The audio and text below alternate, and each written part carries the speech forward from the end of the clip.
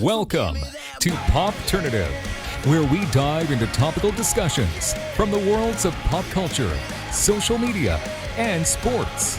Here is your host, Peter Remoliotis, aka PD Beats. Hello and welcome to the Popternative podcast. This is the podcast and talk show where we have digital discussions from the worlds of TV, film, pop culture, social media, sports, everything really. Depending on the guest, we talk about it all. As always, I'm your host, Peter Remoliotis. Social media, you know me as PD Beats. You will recognize my guest from a show on DC Universe and the CW called Stargirl. We are with Mark Ashworth. Mark, welcome to Popternative, sir. Mate, thank you for having me. Thrilled to be here. I'm really happy that you're able to do this. I've interviewed a lot of your fellow amazing cast members from Stargirl, and I will say you're the first one to wear the hat. On social media, we see that you all wear the hats. You're the first one to wear the hat, so I want to say thank you. Yes, man. I'm grateful to have it, and yeah. This is obviously a show that everyone who's watching it has moments where afterwards, the next day, you're thinking about what, like, you think about the episode all day. There's so many emotions, so many things happen to certain characters. Did you guys know it was going to be that type of show when you kind of got offered the parts and everything? No, I don't think that you could ever look at a script and unless you're on something with as deep as the writing on something, say like Lost, yeah, you know, and in that case, there's so many different stories within the one story here that we're seeing. So every episode was its own standalone piece of art, or like a movie, as you said earlier. But yeah, no, it's just been a real surprise to me. And like you say, you can go back and there are different things that you will notice on second and third viewings. Absolutely. We'll get back to Stargirl, but specifically you, Mark Ashworth, when did you decide that acting and storytelling was something you wanted to do? You know, it was something that just by the journey that we find ourselves on in life, I just kind of wandered into it, I suppose.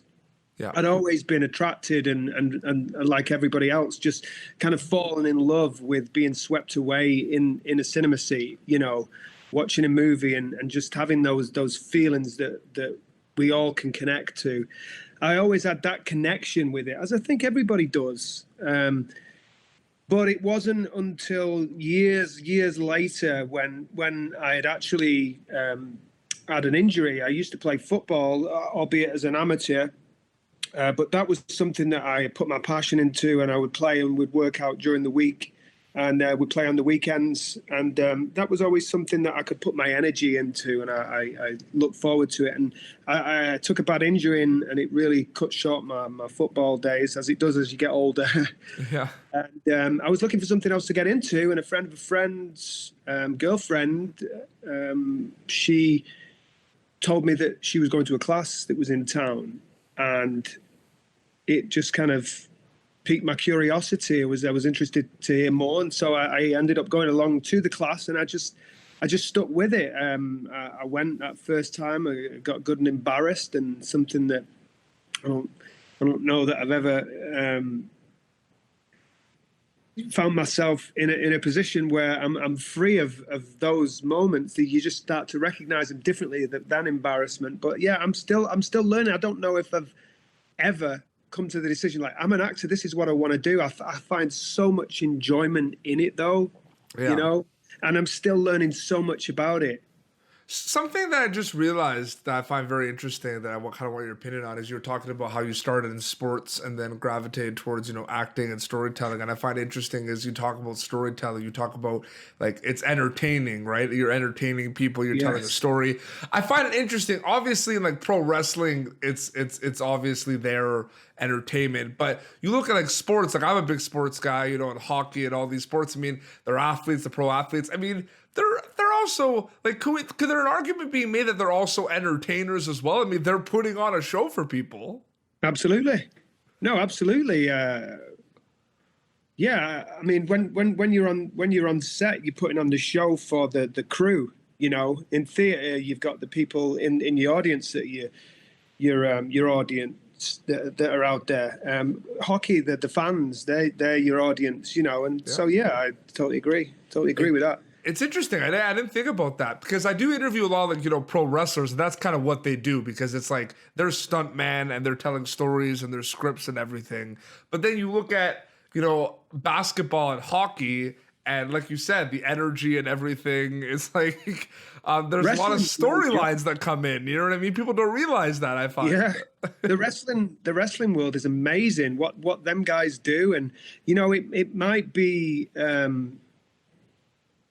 theatrical or scripted to a certain degree, but there's also that part of it that is no holds barred. They go out there and they're actually doing those stunts. Yeah. And they give it all. I actually worked on a movie earlier last year, a wrestling movie with some of the old greats that I'm sure you'll find out about the movie soon enough. But it was amazing, and I got to see these guys in the ring, and they blew my mind. I was gobsmacked. I get it now. I get it. You see wrestling, or whatever it is that you see people are passionate about, and you can sold me on it. I'm a wrestling fan now. No, absolutely, it is crazy. Getting the Stargirl, I talked to you about this before we started. I mean, your character on Stargirl is a very interesting character, and it's almost like I said, like a slow burn. Like we're introduced to you in the beginning, and then picks up a lot. You know what I mean? Yeah. That's exactly how I found out about it too. When I booked the job, I knew it was recurring, but that's kind of all I knew about it. Mm-hmm. And so every time the episode would come along, I'd be looking through it, reading along and looking for my character, and it would be in every other episode. I'd met with Jeff Johns on the pilot episode, and he talked to me a little bit about Justin, who the character was, where he had been, what he means to Jeff. And it was all just kind of surreal to take in, listening to Jeff Johns tell me about this character. And I had no idea how much of that would play out in the television show. One thing is if it's written down and it's on the comic, sure, but it's another thing to hear that and think that even the remotest parts of that might come to play in the show. And true to his word, it just kind of blossomed, and I'm so grateful. There's so many people that know the story of Sir Arthur. I know it's crazy, and you guys are making a show, got renewed for season 2. It will be on CW for season 2. I mean, we talked about it. It's like you're making a movie every week. Can you talk a little bit about because I remember seeing the trailer for it. Not even the first 10 minutes of the show, like of episode 1, is like insane. It is like it hooks you right away. You know what I mean? You see the JSA and Just Side, you see all that, and then but like the one thing, and I talked to Neil Jack played Icicle about this, it just looks unbelievable. Like, is it safe to say the cinematographers and the people making it, they're the unsung heroes here? Yeah, and the stunt performers here on the show, and the special effects on this last episode that we've seen.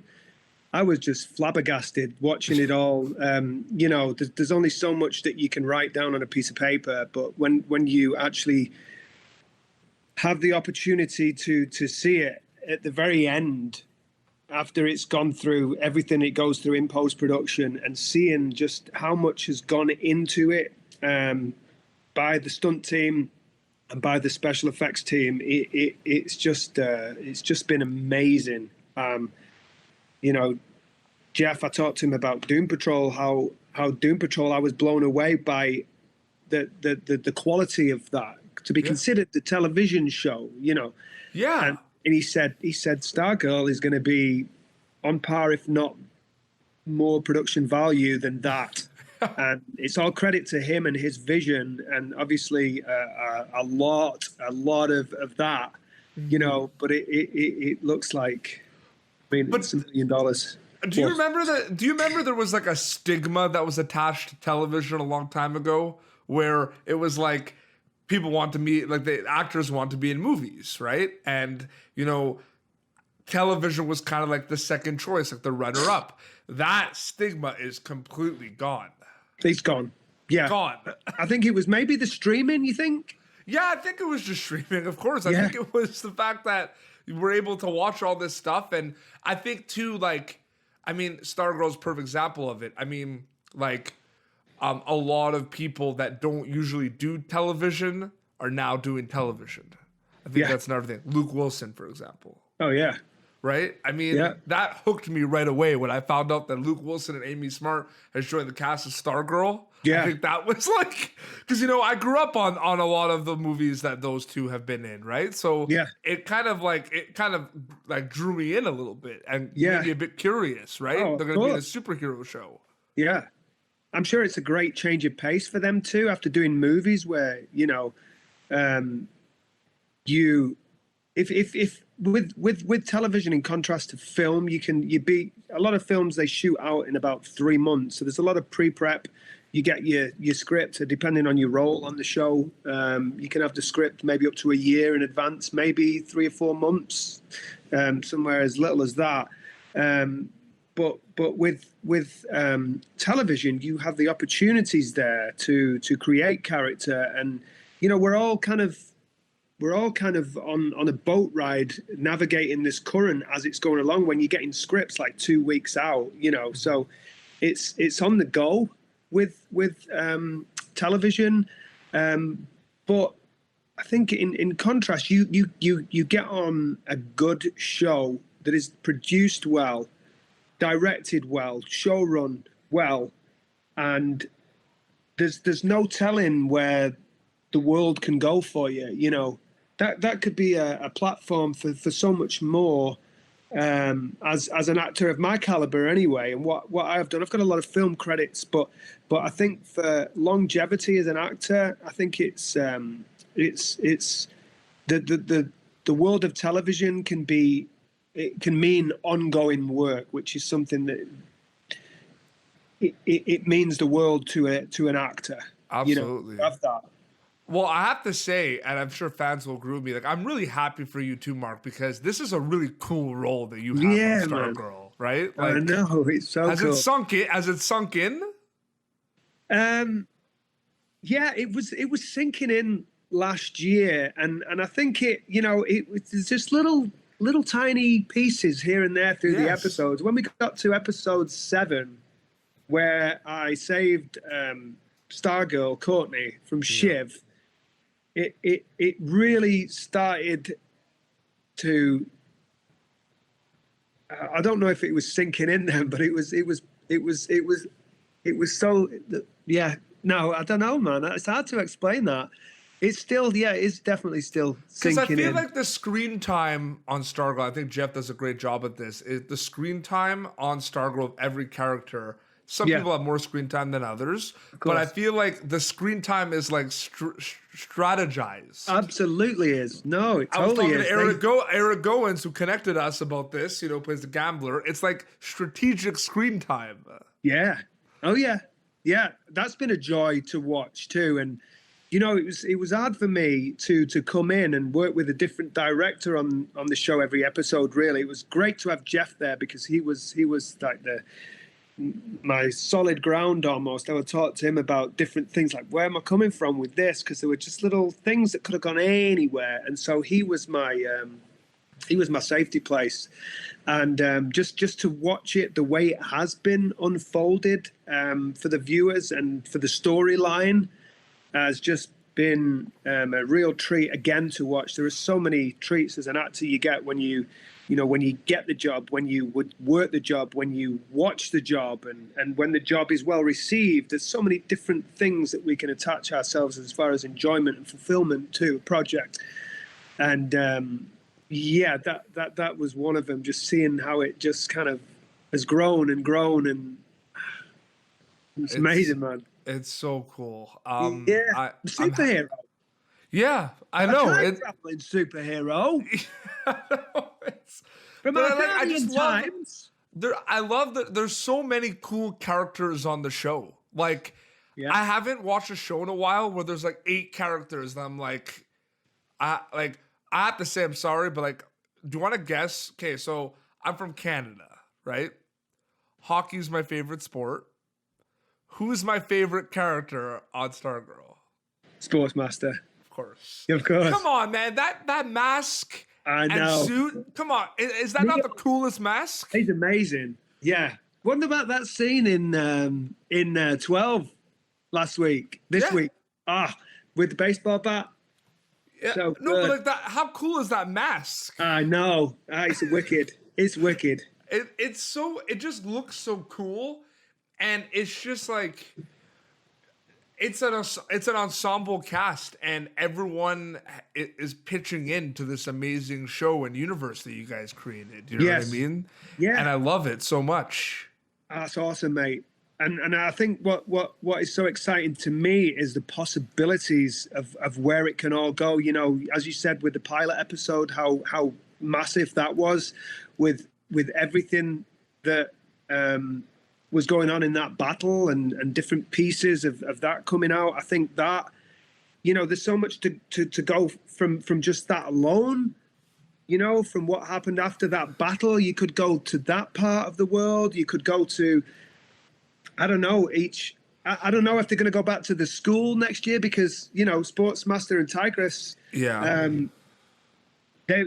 everybody knows that they're faculty now, right? I mean, I know. It's just like, I have to say too, like before we wrap up too, like I have to say, like episode 10, like Henry King Jr., like Jake Austin Walker. I mean, like one of the best like episodes of a TV show I've seen in a while. Yeah.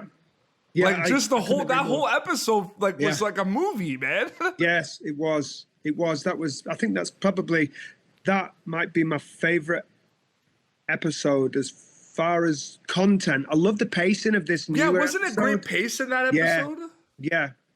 The pacing and the way that it was all clipped together with the sound design and the special effects was just it was a beautiful, very, very well structured episode. But I think for the meat and potatoes of what we saw in 10, I would have to agree that was just amazing. It was amazing, and no, congrats to you and the cast and crew. Mark, thank you so much for coming on Popternative, man. Man, thanks for having me, brother. Come on. This is all right, so where could people follow you on social media to keep up to date with everything? Because you're active on social media. Yeah, I am. People tag me and stuff. I try and reply, and you know, I try and stay active and yeah, do that. I think that's an important part of the business too. So I'm on Instagram, Mr. Mark Ashworth, and I'm on Twitter as Mr. Mark Ashworth too. Amazing. Well, seriously, congratulations on your role, because it's a really cool role, and just congrats to you and the cast and crew of Stargirl. Like it's awesome to see. Yes, my friend. Thank you so much. We're all thoroughly enjoying everything. We love the show, and we love that you guys are just kind of taking us in open arms, and we're looking forward to next season. Absolutely. Well, this has been Popternative, youtube.com/Popternative for previous episodes. And until next time, this is Mark Ashworth and PD Beats signing off. Thank you for tuning in to Popternative. Make sure to check out our past episodes of Popternative on YouTube. Be sure to like Popternative on Facebook and follow us on Twitter. This has been an Autograph Communications production.